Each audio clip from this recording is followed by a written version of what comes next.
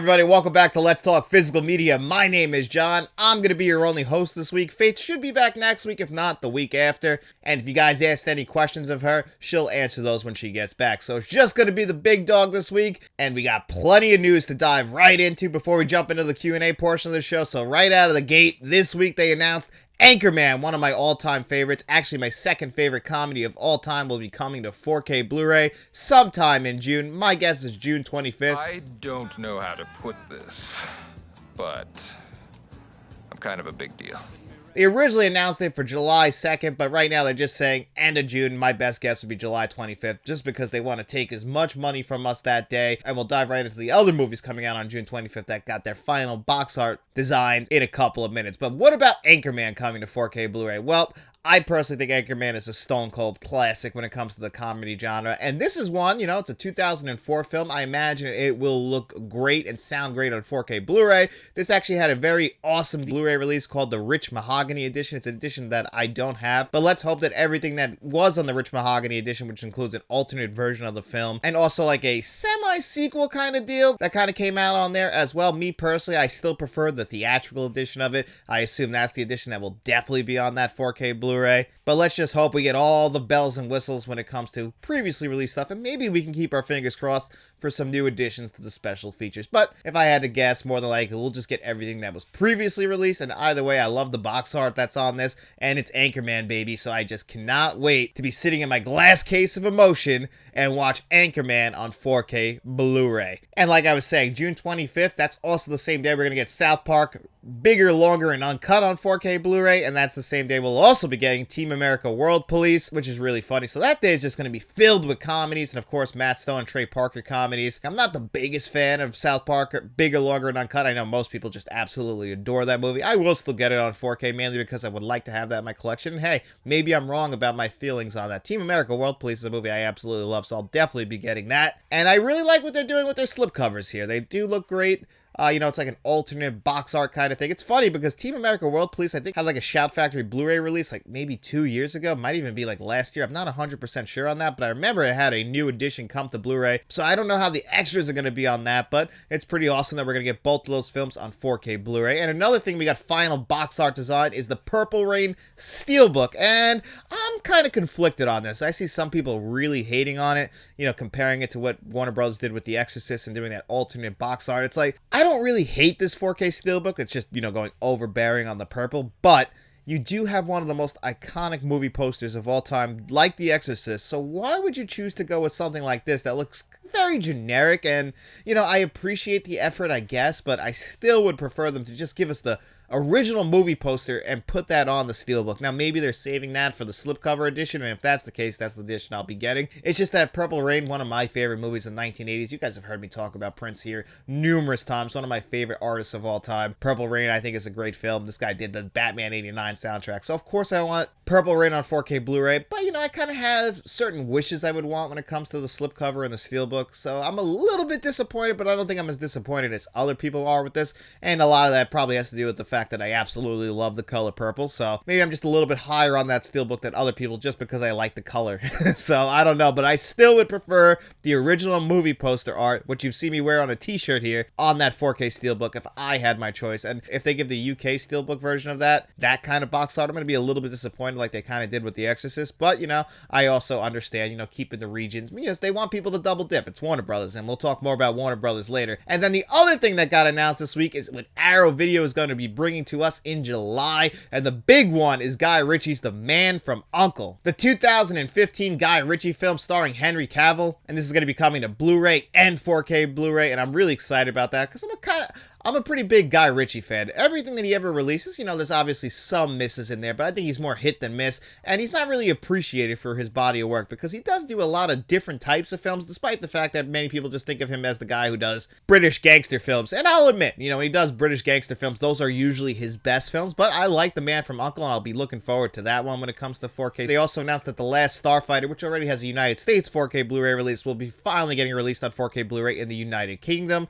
and then they also announced a couple other things. Red Line has a limited edition Blu-ray release. It's only going to be available for 7,000 copies, so if you're a fan of that movie, you might want to grab that. And then Loop Track is only going to be available in the United Kingdom. It's a pretty good month for July. I am super excited for The Man from U.N.C.L.E. Out of all those releases, that is the one I will definitely be getting. So July is looking like June and May and April, where our wallets are, they're going to be taking a hit. We're going to be spending a lot of money, and that's all right because there's a lot of great releases coming out in May, June, and July, and I just absolutely can't wait for it. Next week, we got the Ocean's Trilogy, or this week now, we got the Ocean's Trilogy and the Mean Girls movies coming to 4K Blu-ray, so I just cannot wait for that. And then the following week, we got The Crow on 4K Blu-ray, some of the most anticipated films coming to 4K Blu-ray. I am just super pumped for it. I absolutely cannot wait. And you just throw The Man from U.N.C.L.E. on that list, and you know what? We are gonna have a good time. Hopefully August is a little bit light because I would like to rebuild my wallet up so I have a little bit more funds, but if we get some great films in August, you won't hear me complaining. So that was everything that we got confirmed this week. So there was a pretty good amount of news this week, but we also got so many questions, and we're going to dive into the Q&A portion of this week's show. But before we do that, I figured out who sent in the question last week because they made sure to message me because they were pretty upset that I didn't actually acknowledge who they were. And that was, well, you know what? I'm just going to kick it over to him and let him explain. This is the person who sent in the question last week about movies in black and white and color. So I'll let him explain to you guys what happened. Hey, Let's Talk family. It's Dennis. How you doing today? Happy to see you. It's been a while. I'm sure some of you are happy to see me. Some of you aren't. That's all right. Everyone has their opinions. I'm happy to be here, though. Just wanted to shoot a quick video over, especially during the question portion of Let's Talk, which I think is fitting. Special thank you to you, John, for being such a selfish piece of trash. I submitted a question last week, and you can't even remember that I'm the one who submitted it? Are you kidding me? Fitting that during that answer you mentioned WCW and Ted Turner, because like that piece of garbage company, your days are numbered, pal. I'm coming for you. And it won't matter if it's shot in black and white or color. The only thing you're going to see is red. And on a side note, I was just curious if you have any 4K or Blu-ray packaging, steelbook, slipcover, something like that really blows you away, you feel was done very well, but the film itself or the transfer of the film really came up short. Well, it looks like Dennis has lost his goddamn mind speaking of the king like that. Because the only red that you're going to be seeing, Dennis, is the blood that leaks into your eyes after I'm done with you. I'm going to give you a goddamn curb stomp. I'm going to rip your hair off, and I'm going to make a wig out of it and wear it all over the place. You have some nerve talking to me like that. I guess what I'm going to have to do is just knock you right back in the line and make sure you know your place and know your role, because you do not speak to the king like that. That is me. I am your ruler. I am your god. And you know what? To answer your question, Dennis, there are some movies that have some great packaging but have some awful releases, and we'll dive into that right now. Just know who you are and know who you're speaking to, alright? And if you ever want a shot at the title, you let me know. But here's the answer to your question. And actually, Kevin Kruger asked a similar question to this, so we'll answer them both right now. What are some examples of horrible movies that have great 4Ks in terms of picture quality? So this goes hand in hand with what Dennis was asking. And, as far as good movies but have terrible 4K Blu-rays, I have to start out with Terminator 2. Terminator 2 on 4K Blu-ray is notorious for being one of the worst 4K transfers out there, and I own 2 copies of it. And why do I do that? Because this is one of my favorite steelbooks ever. Just look at this, one of those beautiful Lionsgate steelbooks where you have the slipcover over the steelbook. Today, Junior? I mean, I had no choice. As a Terminator fan, I had to get this. I mean, it just makes me sick that the quality of the 4K disc is like that. It's the same thing with Planes, Trains, and Automobiles, but that packaging isn't too impressive. And now, Weird Science. I absolutely love this movie, but the slipcover on it is really what stands out. It's very similar to the Flatliner slipcover. And a buddy of mine, Frank from Frank's Medium Reviews, a great guy with a great YouTube channel, one of our channel directors, he doesn't love the transfer for Flatliners. I disagree with him on that. I think it's a great transfer, but because I respect his opinion, I will rope that in with Weird Science because the slipcovers have like this unique material on it. I think one other 4K from Arrow Video got the same exact material, but I just love these slipcovers. I just wish that as far as Weird Science goes, that the transfer was done a little bit better because they did give us some great packaging. I personally like the transfer, but I do still love the slipcover. It's very similar to Weird Science, so those are choices as well. And then a movie that you and I disagree on, Dennis, is the Texas Chainsaw Massacre 2, and let me just show you this. Look at this. First of all, you get this great slip sleeve, like a hard box. You come underneath and you get this amazing slipcover, man. Like it's got like a matte finish with a glossy finish. The way they combine them, I'm sure the camera isn't picking this up well, but I mean, my God, it is fantastic. So even though I know you disagree with me when I say that the Texas Chainsaw Massacre 2 is the best in the Texas Chainsaw Massacre franchise, I mean, it's Dennis Hopper chewing up scenery. That scene with him and the chainsaws alone in the chainsaw store, which I don't know if they exist, that scene alone is enough for me to love that film and put it over every other film in the Texas Chainsaw Massacre franchise. Given I'm not the biggest fan of that franchise like Dennis is. Dennis, I'm sure, puts the original one, but he's seen every single film in the franchise. And, you know, just not a huge fan of that franchise, so Texas Chainsaw Massacre 2 is the one that stands out to me. Of course, it's the one that took place in the 80s. And to answer your question a little bit more, Kevin, you know, Vinegar Syndrome are the kings. Vinegar Syndrome, Blue Underground, they're the kings of putting out bad movies with great 4K transfers. I wouldn't say I have too many of them. I don't really buy movies that I don't like. So, like, I'm not one of those people that has to buy every single movie from a certain studio. So some people I know buy every single shout release. I won't do that. I don't buy movies that I don't like. I never even upgraded Batman and Robin on 4K. It's bad enough that I have it on Blu-ray. So certain movies, if I consider it bad, I won't even allow it in my collection. My collection is curated to me and my taste only.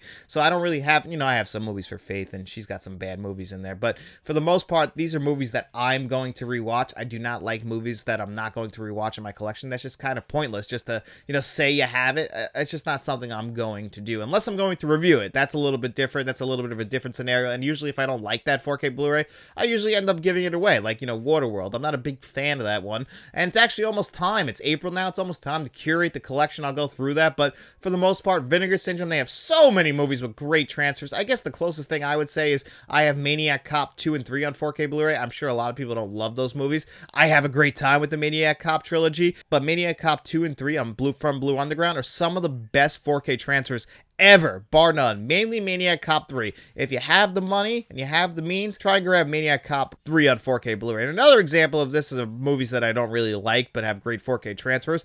Gemini Man. This is the one that they were playing around with the frame rate. Ang Lee's Gemini Man, starring Will Smith as an older Will Smith trying to fight a younger Will Smith. The movie itself had a great concept. Execution left a lot to be desired, but the visuals on this, my God, it's like lifelike, but you know, that's not very cinematic, which is why a lot of people don't do that. Mainly, film is always operated in the 24 frames per second region. Sometimes directors like Peter Jackson or James Cameron, they'll have that varying frame rate, or, you know, movies like Gemini Man where they were operating, I believe, in 48 frames per second. I could be wrong about that, but your eyes will automatically notice it, but it makes things feel less cinematic and more like iPhone or GoPro-ish, and, you know, doesn't really work for movies. So that's why I feel like it's awesome. It's going to show off the power of your TV, but I do not think that is one of the greatest films ever, and I don't even own that 4K Blu-ray. I have seen it a few times, mainly because Matt has it, so Matt lives down the block from me, so if I ever want to check it out again, I'll just go grab his, but for the most part, there's no reason for me to, because I'm not going to be running back to it. The only reason I would ever use that 4K Blu-ray is just to show off the power of my system, because it does, on an OLED TV, it looks like you could just step right into that world. But that was a great questions, guys. Thank you so much, Kevin. Dennis, you can go fuck yourself. Everybody else, let's kick it over to the rest of the Q&A portion of this week's show. All right, guys, the first question we're taking this week is from Tony the Lone Rider Smith, and he actually asked both Faith and I a question. I'm just going to answer it for now. When Faith comes back, she'll answer this question as well. And he wrote, yours and Faith's top 3 movie scores are, mine are John Williams' Empire Strikes Back, Jerry Goldsmith with Poltergeist, and Harry Manfredi with Friday the 13th. All of those are great, and actually one of those scores is one of my top 3 favorite scores of all time, and that is Jerry Goldsmith's Poltergeist score. And it's really hard to pick a favorite Jerry Goldsmith score because he is one of the greatest composers out there as well. But Poltergeist, for me, it is so atmospheric and can also be very sad, very uplifting.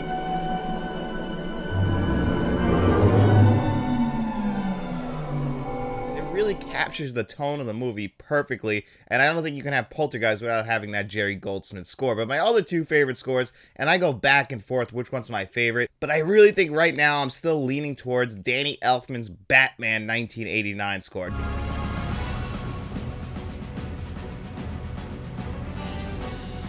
Danny Elfman is another one of my favorite composers of all time. He has a very distinct style. You know it's a Danny Elfman score when you listen to it, but when I was talking to my friend David, aka Shamrock Balls, he was actually saying how the Batman 89 score feels very, you know, a little bit more pulled back and a little bit more darker than, you know, the Batman Return score, also done by Danny Elfman, and I can't help but agree with that. The score itself is also paired up with Prince's soundtrack for the movie, which is a great movie soundtrack as well.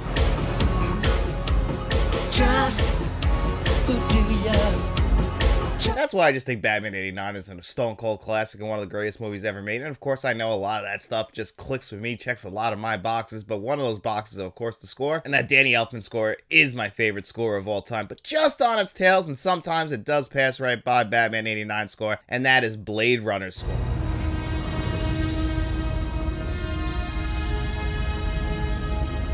That one is an absolute masterpiece. I mean, that's a score I just listen to probably at least once a week, and just some of the tracks that are on there, I'll just have my regular everyday playlist that I'll want to listen to just because, you know, it's very, again, builds the atmosphere. I'm a big fan of the synthesizer, and the synthesizer is going overtime for 1982's Blade Runner. I think that movie is a masterpiece, and that's another movie where the score itself plays a huge part in making that film work, so the film itself would not work without that score, and I'm a big fan of Blade Runner. It's in my top 10 films of all time, just like Batman. So of course we're teaming up one of my favorite films with one of my favorite scores, and of course that's just going to make those movies rise up my list. So right now, those are my top 3 favorite scores of all time, and just to give you guys a little peek behind the curtain, David aka Shamrock Balls and I are going to actually do an episode on our favorite movie scores sometime in May, so keep a lookout for that. Thank you, Tony the Lone Rider Smith. I really do appreciate that question, buddy, and Faith will answer it sometime. And this is a great question from Kevin Kruger, and he asks, what are your thoughts on the new trend with movie studios having extra exclusives to digital? Apparently Dune 2 will have exclusive extras for the digital version. And I actually saw this earlier in the week, and I didn't really do too much research on it, but I did notice that a lot more extras are going to be exclusive to digital for Dune 2, and this isn't the first time that a studio has done this. It's becoming, honestly, more of a bigger trend, like Kevin was saying, and it's really unfortunate because it makes the consumer want to go after the digital copy instead of the physical copy, and of course, me being an extras junkie, and for the other extras junkies out there, this is very disappointing because when you buy something on physical media, and this all started with the DVD, the big selling point, or at least one of the big selling points of DVD, was that you had all of these extras, all of these special features, you know, interviews, documentaries, leaving no stone unturned about the film. If you're a fan of the filmmaking process, extras were a huge deal for you. That's what really sold me on DVD, and that's why I started collecting DVDs to begin with, was for the special features. I just absolutely love that. And nowadays, we don't really get too many special features on the discs. Most recently, King Kong, it only had the trailer on it. They even just labeled it extra in the menu. That was very disappointing. But for Dune 2 to do this, I guess it's not that surprising. Warner Brothers, you know, they really are one of the most greedy studios out there today. I would say it's either them or Disney, and they're just jockeying for position who's going to be the biggest asshole of a company to treat their consumers. And Warner Brothers is really dead set on beating Disney with that because, I mean, my God, like I was just saying in another video earlier this week, I bought the Goonies on 4K Blu-ray. I haven't had it yet. What do they send that with? A 2022 digital code that's already expired, and Warner Brothers went out of their way to make sure that you could never redeem those codes. Other companies, when their digital codes expire, they still work, but Warner Bros. Said, no way. And, you know, God forbid they went in there and actually replaced those digital codes. That would just be, you know, really silly. So, of course, they're not going to do that. So this doesn't surprise me at all. This sounds like something that's right in line with David Zaslav's Warner Brothers, where they just want to take as much money from the consumer as they can. They're probably hoping that people double dip and buy that 4K, and they buy the digital exclusives because they want to have the best of both worlds. I will never do that. I don't buy movies digitally at all as it is anyway. That's why I give away all my digital codes. I don't have a problem with anyone who has digital libraries. That's on you guys. I appreciate that very much. Any which way you can watch a movie, I support that. Me personally, I always try and go the physical route unless, you know, there's no other way to watch it but digitally, and then of course I'll watch it digitally. I stream movies all the time as well, but this just feels like double dipping, taking from the consumer as much as they can, sucking them dry, despite the fact, I don't know if you guys saw, but this guy David Zaslav just got another 26% raise. Just, you know, again, he's gonna nickel and dime all of the consumers while giving himself a pat on the back and a raise because he made some money for some rich people. It's absolutely disgusting, and it's not a surprise to me at all. Warner Brothers is really the king of this, and I mean, you know, Disney, like I was saying, giving them a run for their money, but David Zaslav is dead set on making himself and all his buddies over there at Warner Brothers rich, and you know, how's he gonna get there? The easiest way possible, take as much money from the consumer as possible, and this with Dune 2 and all the other movies that do this is a clear-cut example of trying to double dip from the customers, and it absolutely pisses me off and disgusts me. I don't know how you guys feel about it. You know, capitalism is a real thing, and this is capitalism at its finest. I don't know. Let me know how you guys feel about that in the comment section below, but that's something that really, really, really bothers me. If you have the extras available, give them both to the digital market and to the physical media market. If you have them available, they should be available to any consumer who wants them. You shouldn't put it behind behind a closed door for some consumers. It's the same thing I complain about with Sony and Columbia Classics. I appreciate you giving us this great collection. Maybe 6 months down the line, you release every movie in there individually, so you're not trying to reach into people's pockets who can't afford to get those movies on 4K Blu-ray in one big collection. Why don't you try and release them individually? You'll get more money out of it, I guarantee it. You might not be able to sell those collections, but you know what? It really does make the consumer's life easier, and it'll make people appreciate your company even more. But I don't really think that's what they care about. Sorry for the long rant, but anytime a company does things like this, it really makes my blood boil, because I just cannot stand corporate greed, and this world is just filled with it. I mean, we've been talking about this since the 1970s when movies like Network, and somehow we haven't learned our lesson yet. And the next question is from Mr. Smelly Potato, and he asks, if you found a magic lamp and a genie came out to give you 3 wishes, what would you wish for? Well, you know, I'm going to take all the basic ones off the table, you know, like to be rich or, you know, never die. Those are ones that I feel like most people, if a magic lamp ever came along, those are the things they would wish for. So I'll wish for things, you know what, we'll keep it in the movie range, mainly because movies are my favorite thing in the world. And honestly, if I ever have any extra money, I'm usually buying something movie related. So you know what I'll do? I'm going to ask them to give me every single 4K Blu-ray that's ever been released in my collection. I would love to have every single 4K Blu-ray so I can eventually review them all. That's a goal of mine anyways, to own every single 4K Blu-ray. But of course, you know, they're a little bit expensive, so I would wish for that. I'd also wish for my garage to get turned into a movie theater. I would love that. That'd be my second wish. And the third wish would be, is I would want, because of that movie theater, I would want every movie ever released on 35mm or 70mm print. Maybe we can get like an IMAX projector in there, and then I can have those 70mm prints as well. Who knows? But I would love a regular, real film projector to see films in the highest quality possible. I mean, that's one of my dreams, and maybe one day that dream will come true. But if I had a magic genie standing in front of me, that's what I'm going to tell him or her. Those are the 3 wishes I want. I'll keep them movie related. Of course, you know, I'm going to ask to be rich. If at the end of the day, I want to have as much money as possible. I wish I didn't have to. I wish this planet didn't run on money like that, but it does. And, you know, I'm going to ease my pain a little bit, and I'm going to wish for some money. If you take that off the table, those are my 3 wishes. Thank you so much, Mr. Smelly Potato. I really do appreciate that question, buddy. Our next question is from our buddy 021OM6, and they said, so many music hits over the decades came out from movies. For example, Whitney Houston's song I Will Always Love You from the movie The Bodyguard. What's you and Faith's top 10 movie songs / soundtracks? So that's another question. When Faith comes back on, she'll answer this question, but I'm going to answer it right now. And right near the top of that list, and this will be a mixture between, in no particular order, of, you know, soundtracks and movie songs, you know, songs that were made for the movie. And right up there is obviously Whitney Houston's I Will Always Love You.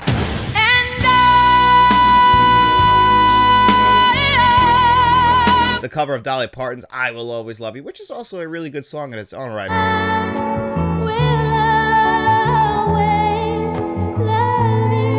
But Whitney Houston took what's a very, you know, 7, 8 out of 10 song and made it a masterpiece. I mean, that song overshadows The Bodyguard by a country mile. I personally don't ever really think about The Bodyguard, but I probably listen to I Will Always Love You at least once a week, so that should really tell you something. The Bodyguard's, it's an alright movie, but I feel like without this song, nobody would ever be talking about The Bodyguard in 2024. This song just crossed over. And now a song that is equally as popular as the film is another great female artist, probably in the top 2 female artists of all time. I consider Whitney Houston and Celine Dion to be the top 2 greatest female recording artists of all time, and of course that means that Celine Dion in 1997 recorded My Heart Will Go On for the film Titanic. Will always go on. And Titanic was going to be popular without this song, but I absolutely love this song. I know it's very cheesy and overplayed, and you couldn't escape it in the late 90s, but I've always been a big fan of this song, mainly because I'm a big fan of Celine Dion, and I just love a good power ballad. I'm not going to sit here and tell you guys that I have the greatest taste in music. You know, my movie taste might go really deep, and I can tell you anything about movies, but when it comes to music, I really like the pop hits. I don't know why, it's just how I've always been. I've never gone too deep. I've always kind of stayed very surface level, so I like that bubblegum pop, and you'll see that with all the songs that are listed here. I even really like Last Year, a lot of the songs from the Barbie soundtrack, believe it or not.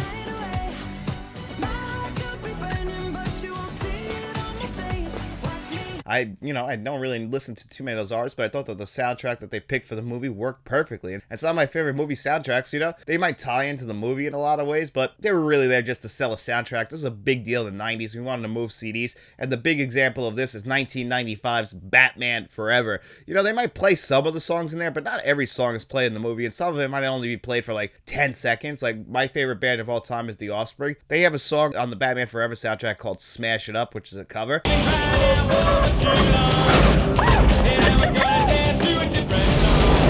That's played in the movie for about 7 seconds, but the song itself is fantastic. You know, the U2 song is a big deal. Another one of my favorite movie soundtracks, and actually is my favorite movie soundtrack of all time, is the Dumb and Dumber movie soundtrack. And they play all of those songs in the movie, and they're used to perfection. Let's begin. Hey, Monday morning. It's only for the... We can't play this game anymore. I've got a new age girl. Tell us what she's like. Got a mentalist girl. Again, the soundtrack itself really, I think, helps to assist that movie. The Farley brothers actually always have pretty good movie soundtracks. What was that other movie they did in the late 90s, From Providence or something like that? That also had a great movie soundtrack, but I don't think it compares to the movie soundtrack for Dumb and Dumber. Dumb and Dumber's movie soundtrack, I love all the songs on that. I love pretty much every single song on there. This was using Red Right Hand before Scream used Red Right Hand in 1996. Designed and directed by his red right hand. Which pretty much went hand in hand, no pun intended, with the Scream franchise from that point on, but it was used in Dumb and Dumber in 1994 first. And the soundtrack is just filled with hit after hit after hit that I absolutely love from bands that I don't listen to. I only listen to these songs from that soundtrack. That's the sign of a good movie soundtrack. And then obviously some other classic songs. If you go into the 1980s, I mean, Kenny Loggins was all over the place. Danger Zone from Top Gun is an absolute classic. You guys heard me talk about how I love Kenny Loggins' song that he did for Caddyshack 2. Caddyshack 2 is not a good movie, but this song is absolutely fantastic.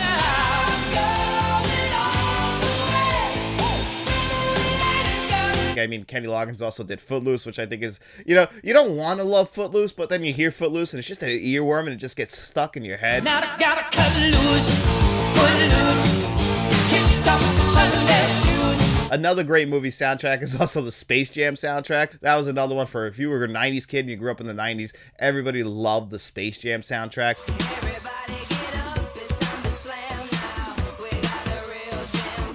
And then, of course, no lists when we're talking about movie soundtracks or movie songs had you not have Ray Parker Jr.'s Ghostbusters. Even though I will prefer Bobby Brown's song that he did for I guess we're gonna have to take control. Ghostbusters 2 over the original one. The legacy of the original one from 1984, I mean, they're still playing that song. That's what Roy Parker Jr. is known for, is the Ghostbusters song. Unfortunately, I'm sure he wishes he had a little bit more claim to fame, but it's still a great thing to be known for. And then you get Huey Lewis and the news with Back to the Future. Huey Lewis even gets a appearance in the movie because he did, you know, that huge song. It became a mega hit. Damn, I'm late for school. Of Huey Lewis in the news, he would carry over to American Psycho, and how Patrick Bateman is a big fan of him and considers them, you know, to be, and considers that one album to be their underrated masterpiece of the 1980s. I absolutely love that. But yeah, there are so many great movie songs and soundtracks I can go on and on for. And just before we end this segment, I'll give you guys a little thing that I heard pretty recently. I was listening to a podcast about the movie War of the Roses. It's a film directed by Danny DeVito in the 1980s. I want to say 1989, that stars Kathleen Turner and Michael Douglas. You know, they're re-teaming up again after, you know, doing Romancing the Stone, and they did one other movie as well. But anyway, the song Something Happened on the Way to Heaven by Phil Collins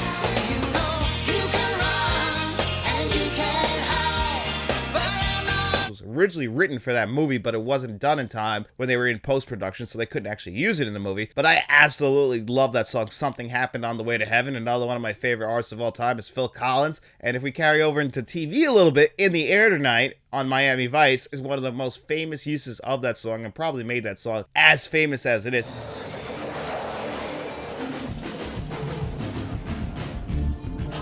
Despite the fact that it has one of the greatest drum solos at the end of the song, but still, Phil Collins, another one. If that song had made it into the movie, that would absolutely be in my top 10 of all-time movie songs. That was a great question, 021 OM6. I really hope I didn't drag this on too long, and I know I didn't rank them in any particular order, but that was a great question. Thank you so much, buddy. I really do appreciate it. And the next two questions are from our buddy Sprazy110, and he asks, how do you organize multi-movie packs? Well, honestly, I've gotten a lot of questions about how I organize my collection. I split it up into genres, but then I have like certain like subsections, like my entire top shelf. I have split in like Kino Lorber, Criterion's on its own, certain collections like the Columbia Classics collection. Obviously, I can't pull out certain movies, so those just kind of sit on their own in a top shelf. I try and keep that like near the drama section, and that's kind of what I try and do. Like when MultiMovie Packs, I just try and keep it near the closest section as possible. So if it's mainly dramas, I'll try and keep that the drama section. Obviously the Columbia Classics are mostly dramas. There's some comedies in there, like Columbia Classics Volume 2 had Stripes in there, but for the most part they are dramas. So that stays near the Kino Lorbers, near the Criterions.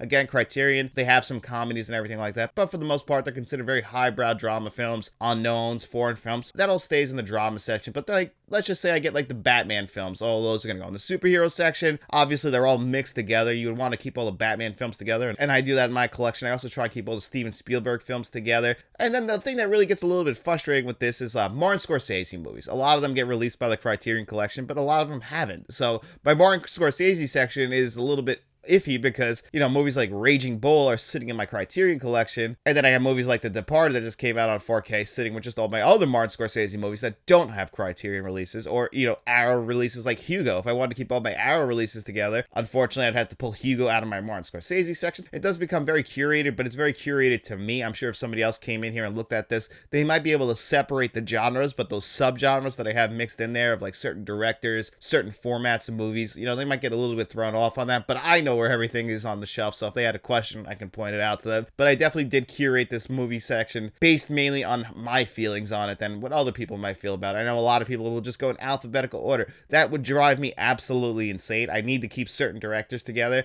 I don't know how other people feel about this. I'm sure everyone curates their movie section differently, and actually I'm very curious. How do you guys organize your movie collections? Leave that in the comment section below. I'm very curious about that, because am I the strangest person in the world by having subsections with my favorite directors, or am I normal and everybody's doing that? Let me know in the comment section below. But that was a great question, buddy. And his other question is, do you collect any other movie formats like Laserdisc or Betamax? Well, one of my dreams, if I ever get money, and believe me, this is probably not going to happen because I've never had money, and if I have it, it's been spent really, really, really fast. I spend money with the best of them. Somebody should really let me have control of their hedge fund, because nobody's going to spend money like this guy. Might get you in some trouble, though. But anyway, the reason why I don't collect like Laserdisc, VHS, or Betamax is because I just don't have the funds for it. As much as I would love to, and eventually I want to go back and start collecting VHSs again, because that's really where my nostalgia is tied up into. That's what got me hooked on physical media, was VHS box art. I'm a huge fan of movie posters. The thing about art, like, you know, some people will like buy paintings and I'll look at paintings, and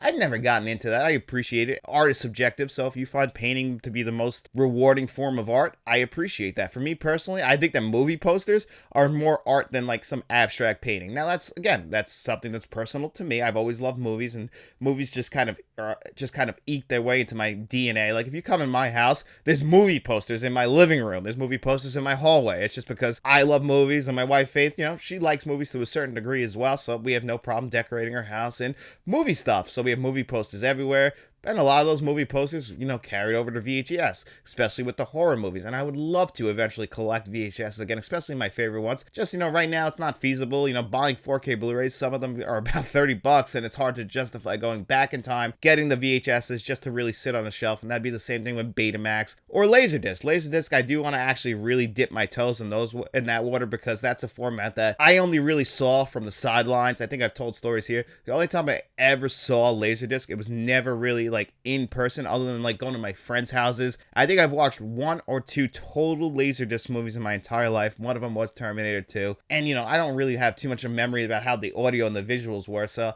I can't really say the quality of Laserdisc is good or bad just based on what I've seen, because it's not enough information for me, and they'd be really going into my deepest memories of being a kid and going to my friend's house and his father collected Laserdisc.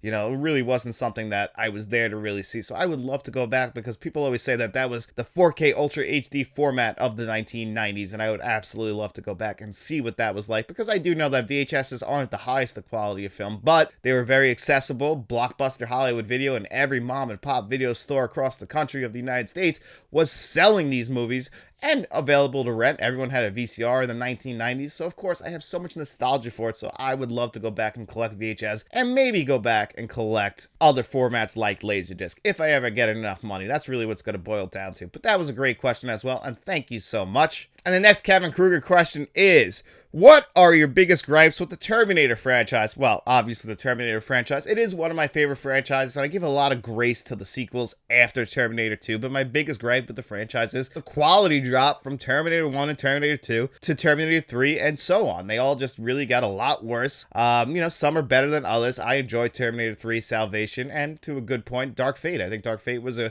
step in the right direction, but the problem is with all of these movies is they did bad at the box office, like Genesis and Dark Fate, that we can never get the franchise off the ground again. We're always in the starting position. We're never going forward because we never commit to anything. They bomb at the box office and then we just go right back to the starting point. So we never get past like 30 yards of a 100-yard dash because we never actually finish out any of these trilogies that they tell us beforehand. They have all of these ideas for. James Cameron, they bring him out. They give him a script to read about how good the next movie is going to be. And then, of course, it's terrible. Like, he came out and said that Genesis was the best one, I think, since Terminator 2. Like, they just told him to say that. He probably didn't even watch Genesis. They probably pulled him out of the ship that he was filming Avatar 2 in or whatever the hell he was doing at the time, and they said, hey, listen, can you just tell people that this movie's good? I mean, it's your franchise. They're gonna know. Why don't you tell them this is a good movie? Like, make us some money. And then, of course, it comes out, it's a bad movie, and, rinse, repeat, put another requel out, whatever the hell else they want to do. For me, personally, I just want the Terminator franchise to just be over unless they're gonna do a complete reboot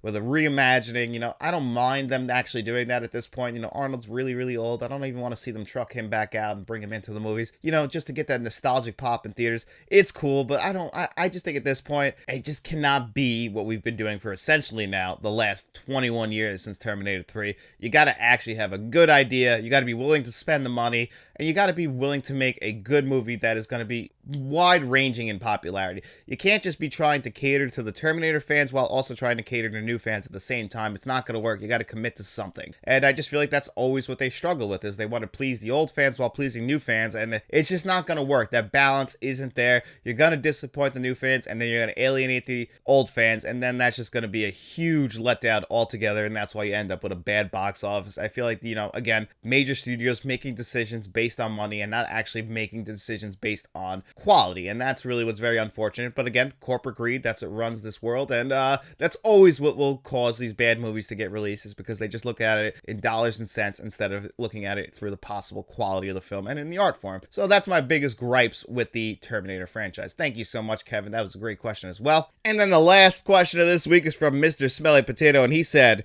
what is your favorite scenes from the Jim Carrey movies? And the first one is Ace Ventura, Pet Detective. And I quote this movie all the time, so I have a couple favorite scenes. One of my favorite quotes that I use all the time is when he's going down into the tank, and I'll use this when I'm getting out of the car to run into a store or something. And he says, if I'm not back in 5 minutes, just wait longer. I use that all the time.